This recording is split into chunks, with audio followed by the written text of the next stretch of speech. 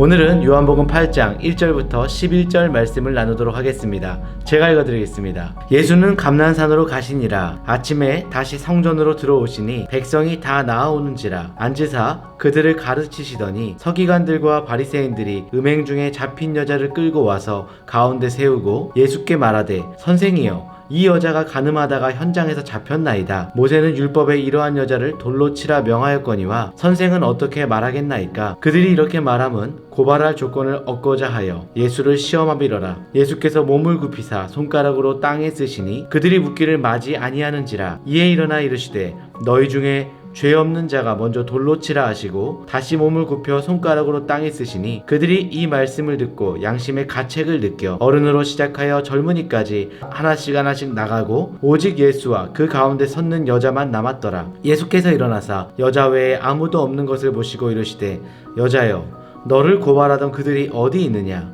너를 정죄한 자가 없느냐? 대답하되 주여 없나이다. 예수께서 이르시되 나도 너를 정죄하지 아니하노니 가서 다시는 죄를 범하지 말라 하시니라. 아멘.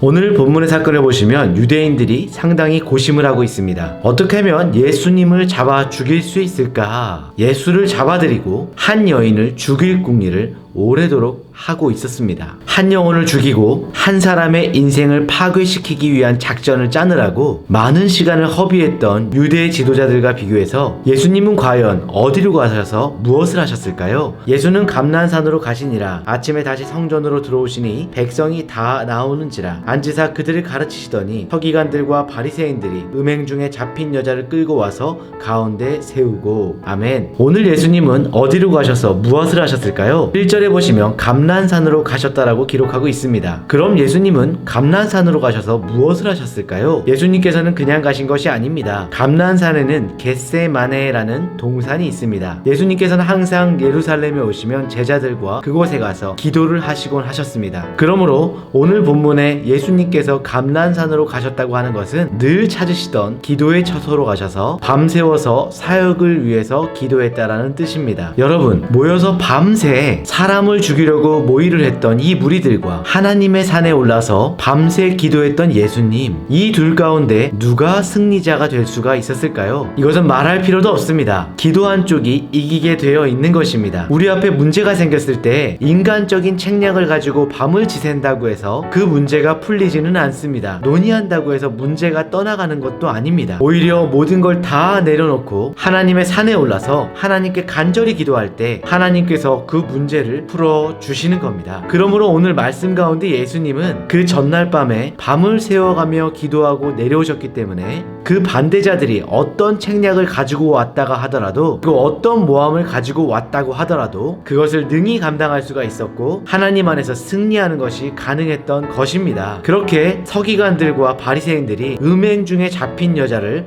예수님 앞에 끌고 왔습니다. 그 이유는 무엇일까요? 오늘 본문을 한번 상상해 보시기 바랍니다. 한 중앙에 초라하게 끌려온 여인이 엎드려 있고, 그리고 사람들이 그 주위를 쭉 둘러 있다고 생각해 보시기 바랍니다. 여기 모인 사람들은 이제 이 여자를 한 손에는 돌을 들고 돌로 쳐서 죽이려고 대기하고 있었습니다. 즉 우리말로 하면 정죄하고 있는 것입니다. 오늘 많은 대다수의 세상 사람들이 이 정죄하는 길을 택합니다. 누가 무엇을 잘못했으면 손에 돌을 들고 치는 것입니다. 이것은 바로 정죄하는 것이고 심판하는 것이죠. 그리고 예수님께 질문하기를 모세는 율법에 이러한 여자를 돌로 치라 명하였거니와 선생은 어떻게 말하겠나이까? 당신은 어떻게 하시겠습니까? 이런 상황 가운데 당신은 어떻게 할 거야? 라고 질문하고 있습니다. 여기에는 무서운 함정이 깔려 있는 것입니다. 이 여자를 살려주면 율법을 어기게 되는 것이고, 그렇다고 이 여자를 돌로 치면 예수님은 사랑이라고 하셨는데 사랑이 아닌 게 되는 것이고, 주님이 어떤 대답을 하시더라도 걸려들 수밖에 없는 올무였습니다. 그러나 과연 이와 같은 방법으로 문제가 해결되는 것일까요? 돌로 친다고 해결되는 것일까요? 여기서 바로 정죄하고 돌멩이를 들고 치려고 했던 사람들의 문제가 발견됩니다. 그 문제가 뭐냐면 그들이 들이댔던 공의가 결핍된 공의였다라는 것입니다. 완전하지 못한 공의였어요. 지금 보시면 율법의 이름으로 한 여자를 끌고 왔습니다. 그리고 율법의 이름으로 정죄를 하고 있는데 실제는 율법대로 온전히 행하지 않았습니다. 서기관들과 바리새인들이 음행 중에 잡힌 여자를 끌고 와서 가운데 세우고 예수께 말하되 선생이여 이 여자가 간음하다가 현장에서 잡혔나이다. 3절에 음행 중이라고 이야기하고 있습니다. 자, 그럼 그렇다면 현장에서 잡아왔다라고 했는데 간음을 어떻게 혼자 할 수 있었겠습니까? 그런데 본문에 보시면 분명히 두 사람이 간음을 했는데 남자는 어디로 가고 여자만 끌려온 것입니다. 간음한 여자를 끌고 와서 심판을 하려고 한다면 한 사람만 끌고 와서는 안 됩니다. 이 사람들이 이 여인을 데리고 와서 들이댔던 율법이 신명기 22장 22절에 나와 있는 말씀입니다. 어떤 남자가 유부녀와 동침한 것이 드러나거든 그 동침한 남자와 그 여자를 둘 다 죽여 이스라엘 중에 악을 제할지라. 그 말씀에 보게 되면 간음했을 경우에는 둘 다 끌고 와서 다 죽이라고 명시되어 있습니다. 그들 나름대로 지금 정의를 이야기하고 있지만 실제로는 올바른 공의가 아니었습니다. 이것은 바로 편협되고 왜곡된 차별이 있는 결핍이 존재하는 그런 불완전한 공의였기 때문에 이것은 올바른 것이 아닌 것입니다. 뿐만 아니라 오늘 이 여인을 데리고 온 사람들이 자격이 되는 사람들일까요? 정죄할 자격이 되지 않습니다. 그렇다면 오늘 본문에 두 종류의 사람들이 존재하는데 그 두 종류의 죄인들은 어떤 사람들일까요? 첫째는 들킨 죄인입니다. 바로 현장에서 끌려온 여인입니다. 둘째는 아직 들키지 않은 죄인입니다. 가면을 쓴 죄인이라 얘기할 수 있죠. 이게 바로 서기관들과 바리새인들의 케이스입니다. 조금 더 들어가 보면 세 번째 케이스가 있는데 숨어있는 죄인들, 군중 속의 대다수의 유대인들이 바로 여기 세 번째에 해당할 것입니다. 지금 한 죄인, 노출된 죄인인 한 여자를 끌고 왔지만 그리고 그녀를 향해 돌을 들어 치려고 하고 있지만 실제로는 돌을 든 자신들도 죄인이라는 것입니다. 그래서 예수님께서 너희 중에 죄 없는 자가 돌을 들어 치라고 했을 때 한 명도 예외 없이 떠나갈 수밖에 없었던 이유가 바로 여기에 있는 것입니다. 여러분, 그렇습니다. 우리가 누군가를 정죄하고 돌을 들어 치면 문제가 해결되고 풀릴 것 같지만 아닙니다. 그렇게 해서 문제가 풀리지 않습니다. 하나님께서 제시하시는 최상의 길이 아닙니다. 이것을 통해서는 하나님의 복음이 절대로 흘러갈 수가 없기 때문입니다. 그래서 예수님께서 보여주신 방법이 있습니다. 바로 사랑이라는 방법입니다. 오늘 본문에서 예수님은 그분의 사랑을 기가 막힌 방법으로 제시하고 있습니다. 이 군중들이 한 여인을 돌을 들고 치려고 하는 순간인데 예수님은 아무런 폭력 하나 사용하지 아니하고 피 한 방울 흘리지 아니하고 그들이 가지고 있던 돌멩이를 그들 스스로 다 내려놓게 하셨습니다. 이것은 바로 기가 막힌 모습이 아닐 수가 없습니다. 이게 바로 주님의 위대하신 방법인 줄 믿으시기 바랍니다. 우리 같으면 어떻게 했을까요? 아마 우리 같았으면 너는 죄 없냐? 너는 깨끗하냐? 너는 그렇게 청결하냐? 그렇게 막 윽박지르면서 대들고 꾸짖었을 것입니다. 그러나 예수님께서는 그렇게 하지 않으시고 조용히 바닥에 무언가를 쓰시면서 그들 스스로 깨닫고 그들 스스로 돌을 내려놓게 하신 것, 이것이 바로 예수님의 위대하신 능력입니다. 그들로 하여금 그들이 얼마나 잘못된 위치에 서 있는가를 깨닫게 하심으로써 스스로 돌을 내려놓게 하신 예수님이십니다. 뿐만 아니라 이 여인에 대해서는 용서를 베풀어 주셨습니다. 나도 너를 정죄하지 아니한다.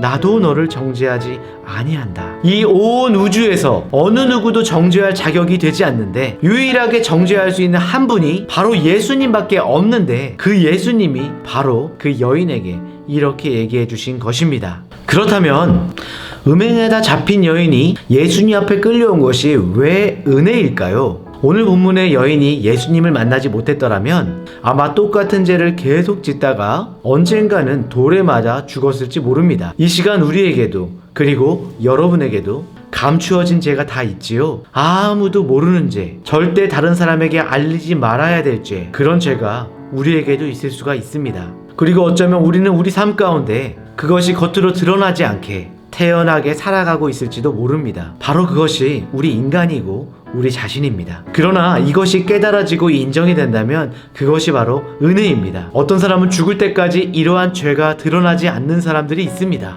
이 사람을 보면서 와, 부럽다, 이것은 부러워할 것도 아니고요. 그리고 이들로 인해서 시험 들 것도 아닙니다. 그 사람은 어쩌면 하나님 앞에서 더 큰일 날 사람입니다. 하나님 앞에 언젠가 가게 되면 다 드러나게 되는 것입니다. 죽는다고 죽음으로 끝나는 것이 아닙니다. 예수님 앞에 언젠가 숨겨진 죄는 다 드러나게 되어 있고 심판받게 되어 있습니다. 반드시 그 죄값을 치러야만 하는 것입니다. 그러므로 죄가 있다면 주님 앞에 다 회개하시고 주님 앞에 깨끗한 모습으로 가시는 우리 성도님들 되시길 주님의 이름으로 축원합니다. 예수께서 이르시되 나도 너를 정죄하지 아니하노니 가서 다시는 죄를 범하지 말라 하시니라. 아멘. 예수님께서 용서하신다는 이 말을 오해해서는 안 됩니다. 그녀가 죄를 지었던 것을 그냥 묻고 하신다는 얘기가 아닙니다. 죄는 죄입니다. 잘못은 잘못인 겁니다. 예수님은 그것을 그냥 넘어가겠다고 하는 것이 아닙니다. 이와 같은 죄를 지었던 것은 예수님의 보혈을 통해서 씻어주시겠지만 그 씻음을 받은 후에는 그 죄의 삶을 떠나야 한다는 것입니다. 그래서 예수님께서는 더 이상 다시는 죄를 범하지 말아라. 더 이상은 옛 생활에 머물러서는 안 된다. 그렇게 말씀하고 계시는 것입니다. 이 일을 겪은 후에 이 여인에게는 분명히 삶 가운데 큰 변화가 일어났을 것입니다. 그가 예수님을 만나기 전까지는 정욕을 따라 욕심을 따라 무분별하게 살아왔을지 모르지만 오늘 이 예수님을 만나고 용서받고 이 사랑을 받은 후에는 다시는 죄 가운데 처하지 아니하고 하나님이 기뻐하시는 새로운 차원의 삶을 추구하며 살았을 것입니다. 이것이 바로 주님의 사랑이고 누군가의 인생을 바꿔놓을 수 있는 바로 복음입니다. 오늘날 여러분과 저에게 이 사랑이 삶 가운데 분명해야지 복음이 우리를 통해서 흘러가게 할 수가 있는 것입니다. 예수님께서 가늠하다가 현장에 붙잡힌 여인에게 나도 너를 정죄하지 않겠다라고 말씀하셨을 때 그 예수님의 마음은 어떤 마음이셨을까요? 그것은 아마 오랫동안 잃어버린 딸을 다시 되찾았을 때의 그런 아버지의 마음이었을 것입니다. 하나님 아버지에게 있어서 그 가늠하다가 현장에서 붙잡힌 그 여인은 바로 잃어버린 딸이었습니다. 여러분 이렇게 생각해 보시기 바랍니다. 여러분이 오래전에 어린 딸을 잃어버렸다고 생각해 보시기 바랍니다. 그 딸을 오랫동안 부단히 찾아보려고 애를 썼지만 결국은 찾지 못했어요. 나중에 그 딸이 장성해서 어른이 되었는데 그제서야 그 딸을 만나게 되었습니다. 그랬는데 만나보니까 그 아버지를 잃고 어머니를 잃고 너무나 험난하게 인생을 살아온 까닭에 분별 없이 음행하고 죄악 가운데 완전히 바닥의 인생을 사는 딸을 만났다고 생각해 보시기 바랍니다. 그렇다면 그 부모가 그 딸을 만나서 어떻게 반응하겠습니까? 어떻게 살아도 이렇게 더럽게 살았니? 음란하고 간음하고 추악하고 어떻게 그렇게 살 수 있어? 라고 하면서 내쫓으시겠습니까? 아니면 어떻게 그랬니? 얼마나 힘들었니? 얼마나 아팠니? 얼마나 고통스러웠니? 하면서 끌어안고 함께 울어주시겠습니까? 여러분 바로 그렇습니다. 이 간음하던 여인은 하나님에게 있어서는 잃어버렸다가 다시 찾은 딸입니다. 다시 찾은 소중한 딸이에요. 예수님은 바로 그 마음을 가졌기 때문에 내가 더 이상 너를 정죄하지 않겠다 그렇게 말씀하신 겁니다. 그렇습니다. 우리들도 남들이 보기에는 정결하고 깨끗하게 살아가지만 우리의 속사람의 죄는 어떠한지 알 수가 없습니다. 그렇습니다. 우리는 모두 하나님 앞에서 잃어버린 자식이었습니다. 죄와 마귀 가운데 빼앗겼던 잃어버린 소중한 자녀였습니다. 우리 스스로는 절대로 죄의 문제를 해결할 수 없는 것을 하나님께서 아시고 그런 우리를 다시 되찾으시려고 하나님의 사랑하시는 독생자 예수님을 이 땅 가운데 보내주셔서 우리의 죄를 다 짊어지게 하시고 십자가의 죽으심으로 우리를 죄와 사망 가운데 건져주셨음을 믿으시기 바랍니다. 이것이 복음입니다. 바로 이것이 사랑입니다. 왜냐하면 죄를 짊어지려면 어린 양과 같이 흠없는 순전한 생명이 필요했기 때문에 죄 없으신 예수님께서 우리의 죄를 위해 대신 피 흘려 모든 죄의 대가를 죽음으로 지불해 주신 것입니다. 그렇습니다. 우리 모두는 잃어버린 하나님의 자녀였습니다.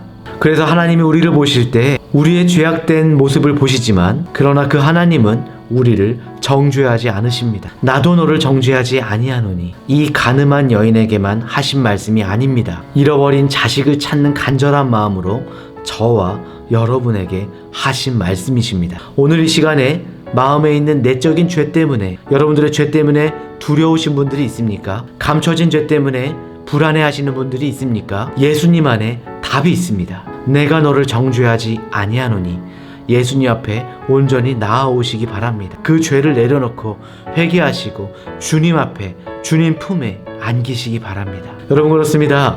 간음하다가 돌에 맞아 죽을 뻔했던 그 여인이 예수님을 만나고 죽음 가운데 생명의 건짐을 당했습니다. 그 후에 이 여인의 삶은 어땠을까요? 과연 누구를 정죄할 수 있었을까요? 그녀는 자신이 용서받았음을 생각하고 사랑받았음을 생각하면서 이 세상에 용서하지 못할 사람이 없는 삶을 살았을 것입니다. 이것이 바로 예수 그리스도 안에서 나타나는 예수 그리스도 안에서 일어나는 놀라운 기적입니다. 예수님께서는 지금 우리에게 말씀하십니다. 내 손에 들고 있는 그 돌을 내려 놓아라. 우리가 진실로 축복의 통로가 되고 복음의 통로가 되려면 내가 먼저 그 돌을 내려놔야 됩니다. 그리고 내가 먼저 변해야 되는 것입니다. 여러분 안에 오신 예수님을 통해서 삶이 바뀌어지고 새로워지고 거룩해지게 되면 여러분들을 통해서 흘러가게 될 것입니다. 그런 축복의 통로가 되시길 소망합니다. 이제 날씨가 많이 쌀쌀해졌습니다. 2020년 한 해가 마무리되어 가고 있습니다. 오늘 이와 같은 마음으로 하나님 앞에 나아가서 우리 때문에 세상이 밝아지고 우리 때문에 가정이 회복되고 이 땅이 영광을 되찾는 역사가 여러분 개인과 가정과 자녀와 삶의 터전 가운데 가득하기를 주님의 이름으로 축원합니다. 말씀을 적용해 보겠습니다. 주님 앞에 죄를 회개하며 나갔을 때 주셨던 은혜가 있다면 함께 나누어 보시기 바랍니다. 우리는 그리스도 안에서 새로운 피조물입니다. 당신은 새로운 피조물로서 어떤 삶을 살아왔고 앞으로 어떻게 살아갈 것인지 나누어 보시기 바랍니다. 끝까지 시청해 주셔서 감사합니다.